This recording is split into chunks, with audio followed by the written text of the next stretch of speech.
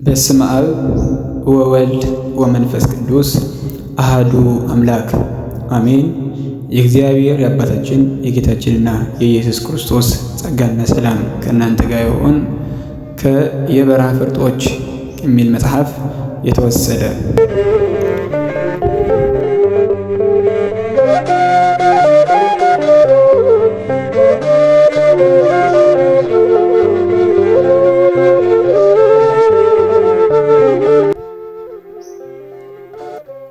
ከአባቶች አንዱ እንዲህ በማለት ተጠየቀ፣ ትሕትና ምንድን ነው?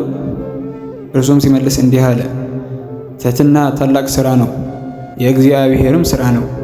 የትሕትና መንገዱ ሥጋዊ ሥራን መሥራትህንና ኃጢአተኛ መሆንህን ማመን ነው፣ ራስህንም ለሌሎች መግለጥ ነው። ይህንን ከሰማ በኋላ ከአሃው አንዱ እንዲህ አለ፣ ራስህን ስለ ሁሉ መግለጥ ማለት ምን ማለት ነው? ሽማግሌው መለሰ፣ ራስን ኃጢአተኛ አድርጎ መመልከት የሌሎችን በደል እንድትመለከት አያደርግህም። ሁልጊዜም ትኩረት የምትሰጠው ለራስህ ኃጢአት ነው። ያለማቋረጥም ወደ እግዚአብሔር ትጸልያለህ። ከአባቶች አንዱ እንዲህ አለ፣ በማናቸውም ጊዜ የበላይነት ስሜት የሚሰማህ ከሆነ ያጠፋሃል። ትእዛዛቱን መጠበቅ አለመጠበቅህን ታውቅ ዘንድ አእምሮህንና ልቦናህን ቢታዘዙህ፣ ትእዛዛቱን ሁሉ መጠበቅ ቢቻልህ፣ ጠላትህን መውደድ ቢቻልህ፣ ራስህን የማይጠቅም አገልጋይ አድርገህ ብትቆጥር፣ የኃጢአተኞችም ዋና አድርገህ ራስህን ብትቆጥር ትጠቀማለህ፣ ትሑትም ትሆናለህ። ይህ ሐሳብህ በውስጥህ ያለውን ክፋት ያስወግድልሃል። አባ መቃርዮስ የዘንባባ ቅጠል ይዞ ወደ በዓቱ ሲመለስ ሰይጣን የተሳለ ማጭድን ይዞ አገኘው። ሰይጣን ደነገጠ። አባ መቃርዮስ ግን ምንም አልመሰለውም። ሰይጣን ጮሆ፣ ባንተ ምክንያት ያገኘኝ መከራ ታላቅ ነው። መቃርዮስ ሆይ ልጎዳህ ሳስብ አልቻልኩም። አንተ የምታደርገው አደርጋለሁ፣ እንደውም ካንተ የበለጠ ነገር አደርጋለሁ። አሁንም ትጸማለህ። እኔ አንዳች ምግብ የሚባል ነገር በልቼ አላውቅም። በትጋሃ ሌሊት ታገለግላለህ፣ እኔ አንቀላፍቼ አላውቅም። በአንድ ነገር ብቻ እንደምትበልጠኝ አረጋግጫለሁ፣ ይህንንም እቀበላለሁ አለ። መቃርዮስም ሰይጣንን እርሱ ምንድን ነው አለው። ሰይጣንም በትሕትናህ ነው ያሸነፍከኝ አለው። አባቶቻችን እንዲህ በማለት ይመክራሉ። ምንም አይነት የውጊያ ልምድና ብቃት ባይኖረንም ትሕትናን ግን ገንዘብ እናድርግ። እግዚአብሔር ደካማችንን ይመለከታል፣ ይጠብቀናል። ራሳችንን ከፍ ከፍ ስናደርግ ግን ጥበቃውን ያነሳል። በቀላሉ የሰይጣን ምርኮኞች እንሆናለን።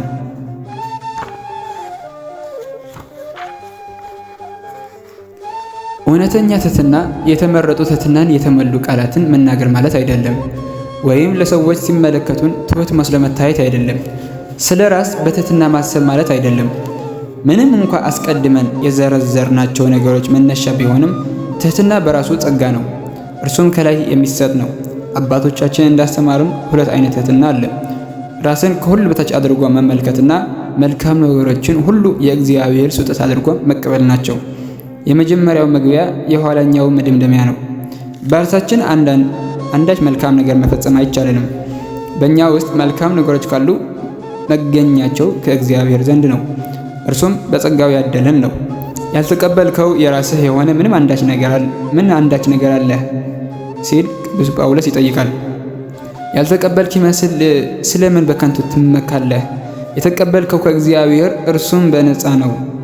በራስህ አንዳች ነገር ማድረግ አይቻልም። ጌታ ራሱ እንዲህ ይልሃል፣ ያለ እኔ አንዳች ማድረግ አትችሉም።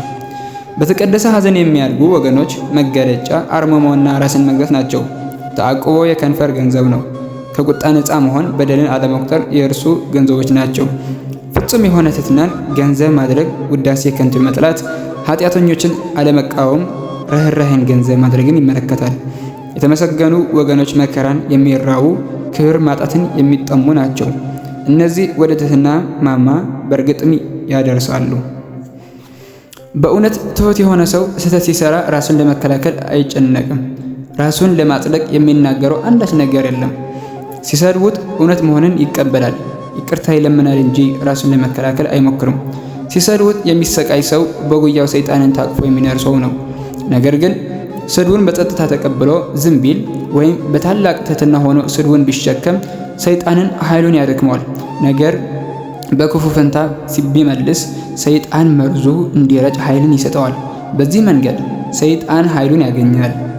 ራሱን የሚያጸድቅ ሰው የነፍሱን ጥንካሬ ያጣል።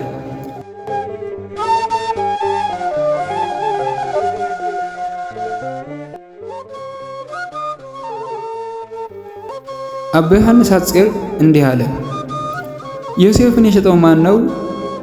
ከወንድሞቹ አንዱ መለሰ፣ ወንድሞቹ ናቸዋ አለ። ሽማግሌ ዮሐንስ እንዲህ በማለት መለሰ፣ የለም ዮሴፍ የሸጠው ትሕትናው ነው አለ። ምክንያቱም እንዲህ ማለት ይቻለው ነበር፣ እኔ ወንድማቸው ነኝ። ነገር ግን ዮሴፍ ዝም አለ። በትሕትናው ምክንያት ራሱን ሸጠ። በተመሳሳይ ሁኔታ በግብፃውያን ዘንድ ከፍ ከፍ እንዲል ያደረገው ይሄው ተመሳሳይ ትሕትናው ነበር። አባ ጴሜን እንዲህ አለ፣ ከአፍንጫ እስትንፋስ እንደሚወጣ ሰውም ይህንን ያህል ትሕትናና እግዚአብሔርን መፍራት ያስፈልገዋል። መልአኩን ከሰማይ እንዲጣል ያደረገው ሌላ ኃጢአት አይደለም፣ ትዕቢት ነው እንጂ። ስለዚህ ወደ ሰማይ ለማውጣት የሚያስችለን መሰላል ከትሕትና ውጪ ምን ይኖራል? በመጨረሻው ቀን የጻድቃን የሚፈረድላቸው ስለ ትሕትናቸው ነው። ራሳቸውን አንዳች ጥቅም የሌላቸው አድርገው በመመልከታቸው በመልካም ስራቸው አይደለም፣ ምንም እንኳ በዚህ ዓለም ሳሉ መልካም ስራን ገንዘብ ያደረጉ ቢሆንም። እነሆ ይህ እውነተኛና ክርስቲያናዊ የሆነ ትሕትና ነው። በትሕትና በክፋት ላይ ሁሉ ድል የምትቀዳጅበትን ድል ታገኛለህ። ወንድሞች ሆይ የትሕትና ኃይል ምን ያህል ታላቅ እንደሆነ ተመልከቱ። ይቅር በሉኝ ከሚለው ቃል ጀርባ ያለውን መንፈሳዊ ኃይል ተመልከቱ። ሰይጣን ስለምን ጠላት ብቻ ሳይሆን ባላንጣ የሚል ስም ተሰጠው? ጠላት ተብሏል፣ ምክንያቱም ሰዎችን ስለሚጠላ ነው። መልካም የሆነውን ነገር አንዴ ከጠላ እርሱ ከሃዲ ነው፣ ባላንጣም ነው። ምክንያቱም ሁልጊዜም መልካም በሆነው ነገር ላይ እንቅፋትን ማስቀመጥ ይወዳልና። አንድ ሰው መጸለይን ቢወድ ክፉ ጥርጣሬን በማምጣት በመንገዱ ላይ አጥር ያቆማል። አሳፋሪ ሐሳቦችንና መንፈሳዊ ዝለትን በማምጣት ይዋጋል። ሰው ምጽዋትን ለመስጠት ቢፈልግ በስስት ወይም አብዝቶ በመመገብ እንዳይሰጥ ይቃወመዋል። ሰው በንቃት ለመጸለይ ቢፈልግ በአይን ሽፋሽፍቶች እንቅልፍን ያመጣል፣ ስንፍናም ያመጣል። በእያንዳንዱ እንቅስቃሴ መልካም ነገር እንዳናደር ይዋጋናል። ስለዚህ ምክንያት ጠላት ተብሏል። ባላንጣም ፍጻሜው ትሕትና ማጣት ነው። ትመለከታለህ፣ አውሮፓውያን የጠፋቸውን ባህላቸውን ሲናፍቁት ነገር ግን አያገኙትም። የአሕዛብ ወይም አውሮፓዊው ሰው ባህልን ወደ ጣዖት ፋብሪካነት እየለወጠው ነው። ሁሉም ባህላዊ ወደ ጣዖትነት እየተቀየረ ነው። እንደ አውሮፓ በጣዖት አምልኮ ውስጥ ያለ አህጉር አለ ብሎ ማሰብ ያስቸግራል። ዘመናዊ ሰዎች ለራሳቸው ብቻ የሚኖሩበት ዓለም ቢኖር አውሮፓ ነው። ዘመናችን ጣዖት የሚመለክበት ዘመን ነው። አድራጊዎቹም ሰለጠንን የሚሉት አውሮፓውያን ናቸው። አሁን ያለው ጣዖትን የማምለክ የከፋ አባዜ ከመቼውም ዘመን የበለጠ የከፋ ነው። ከዚህ ሁሉ ነገር ጋር ትሕትናው አብሮ ተወስዷል። በጸጋው መዳንህን መስክር፣ ያንተ ሥራ ወደ እግዚአብሔር መንግሥት እንድትገባ የሚያበቃ አይደለምና። ዕዳህን የከፈለልህ ስለሰራኸው በጎ ሥራ እንዳልሆነ እወቅ። ነገር ግን በድህነት ላይ ያንተ ድርሻ መኖሩን አስተውል። ለሰራኸው ሥራ ብቻ አይደለም፣ በሐሳብህ ጭምር የሚፈረድልህ ወይም የሚፈረድብህ ነህ እንጂ። ብዙ ባልሰራን መጠን ክፍያችን በዚህ መጠን ያንሳል። እነሆ ለእያንዳንዱ እንደ ሥራው እከፍል ዘንድ ዋጋዬ ከኔ ጋር አለ የሚለውን ቃል እንተላለፋለን። ትሑት ካልሆንክ ይህንን ማድረግ አይቻልህም። ታላቅ ሥራን መስራት ቢቻልህ ታላቅ ነገር አድርገህ አትቁጠራቸው፣ በእግዚአብሔር ዘንድ ትልቅ ይሆንልሃል። በዚህ መንገድ ነው የሞተ አለቃው ጌታ ሆይ በቤቴ ጣራ በታች ልትገባ አይገባኝም፣ ነገር ግን ቃል ብቻ ተናገር ብላቴናዬም ይፈወሳል በማለት የተናገረው። ይህ ሰው አይሁድን በልጦ ተገኘ። ቅዱስ ጳውሎስም ሐዋርያ ተብዬ ልጠራ የማይገባኝ ነኝ ይልሃል። በዚህ ምክንያት ራሱን ከመጀመሪያዎቹ ወገኖች በልጦ ሲጠራ እናዳምጣለን።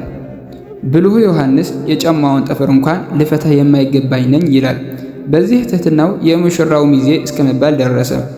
የጫማውን ጠፍር ለመፍታት ብቁ ያልነበረች እጅ እግዚአብሔር ተአምራቱን የሚገልጥባት ጸጋውን የሚያድልባት እጅ ሆነች። ቅዱስ ጴጥሮስ እንዲህ አለ፣ እኔ ኃጢአተኛ ሰው ነኝ፣ ከኔ ራቅ። በዚህ ምክንያት የቤተ ክርስቲያን መሠረት መሆን ተቻለው።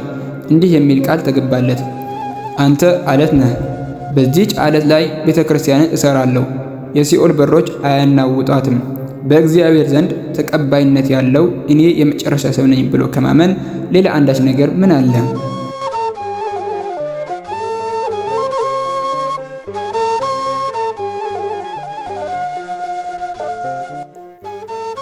በአባ ጴሜን ገዳም አጠገብ ይኖሩ ከነበሩ ከወንድሞች አንድ ቀን በዓቱን ጥሎ ወደ አንድ አገር ሄደ።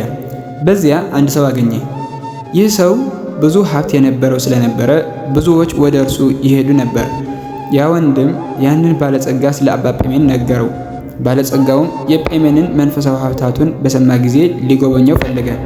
ያ ወንድም ወደ ግብፅ ከተመለሰ በኋላ ያ ለጋስ ያንን አስቀድሞ የጠየቀውን ወንድም ሊጠይቅ ሄደ። አባ ጴሜን የሚኖርበትንም በዓት ጠየቀው። ወደ አባ ጴሜን ዘንድ እባክህ ውሰደኝ አለው። ወደ አባ ጴሜን ዘንድ አደረሰው። ይህ ታላቅ ሰው ነው ብሎ አስተዋወቀው።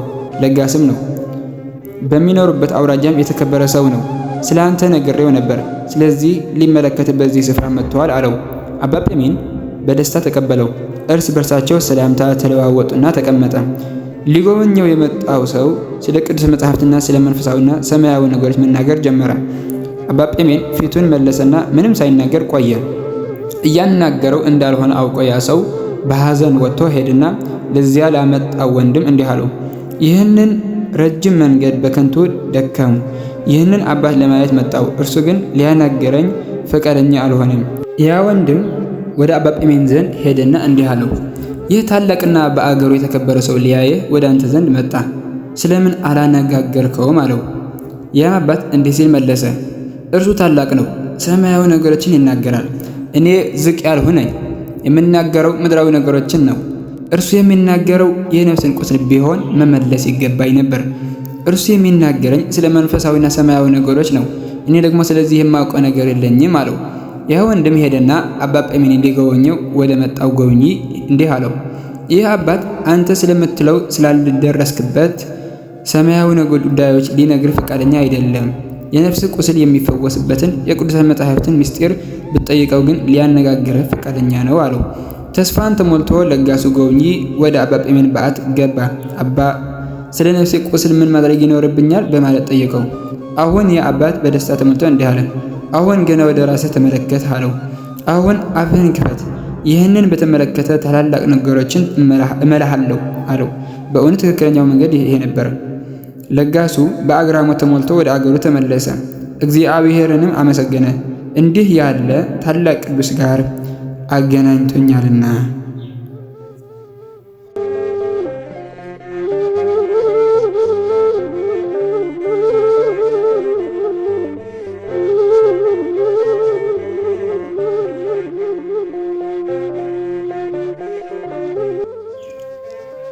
ትህትናው አብዝቶ የተገለጠበት የጌታ ዝምታ።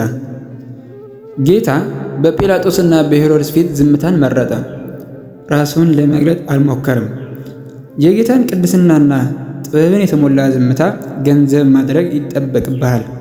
ጠላቶችህ በከሰሱህ ጊዜ ጌታን ምሰለው። ሰዎች ጌታን የከሰሱት የራሳቸውን ክፋት ለመደበቅ ሲሉ ብቻ ነው። የትህትናው መጠን በዝምታው መጠን ተገለጠ።